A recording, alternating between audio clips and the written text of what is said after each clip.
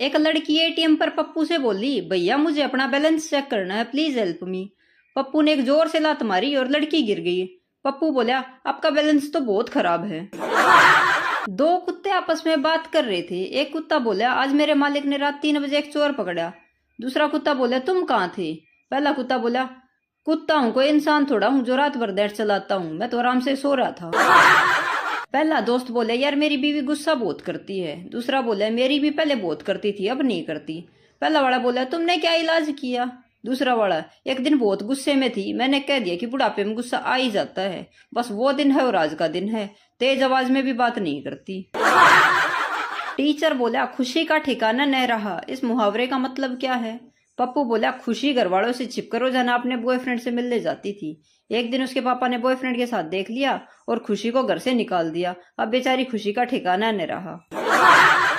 पति और पत्नी कहीं जा रहे थे, तभी एक भिखारी वहां से गुजरा और आवाज लगाई, ए हुस्न की मलिका, अंधे को 5 रुपए दे दे। पति ने पत्नी की तरफ देखा और बोला, दे दे, बेचारा वाकई में अंधा है। पप्पू पाकिस्तान में बम रखता हुआ पकड़ा गया। लोगों ने उसे पकड़ा और पूछा, ऐसा क्यों किया? पप्पू को कुछ समझ नहीं आया तो वो बोला, जी मैंने यहाँ बम चढ़ाने की मन्नत मांगी थी। नौकरानी बोली, मालकिन आप उदास क्यों हो? मालकिन बोली, तुम्हारे साहब अपने दफ्तर की किसी लड़की से प्यार करते हैं।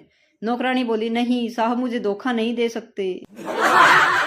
रास्ते में एक आदमी ने दूसरे आदमी को रोक के पूछा, भाई साहब भाभी जी लेफ्टी हैं क्या? दूसरा आदमी बोला, हाँ, पर आपको कैसे पता चला?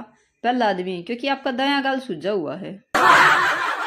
पति बोला, क्या हुआ, ये घर के बाहर इतनी भीड़ क्यों लगी है? पत्नी बोली, कुछ नहीं, मैंने पड़ोसी से कहा कि हमारा दामाद जी आ रहे हैं मुंबई से।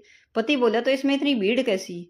पत्नी बोली, अरे जानू, मैं इंग्लिश सीख रही हूँ ना, इसीलिए मैंने ये बात इंग्लिश में कही। पति बोला, क्या कहा तुमने इंग्लिश में? पत्नी बोली, मैंने कहा कि आज हमारे घर सनी लियोन आ रहे हैं। पति बोला, भगवान के लिए बंद कर अपनी अंग्रेजी, उसे सनी लियोन नहीं सनी लो कहते हैं। ऐसे ही मजेदार जोक सुनने के लिए हमारे चैनल को लाइक, शेयर एंड सब्सक्राइब अवश्य करें। धन्यवाद।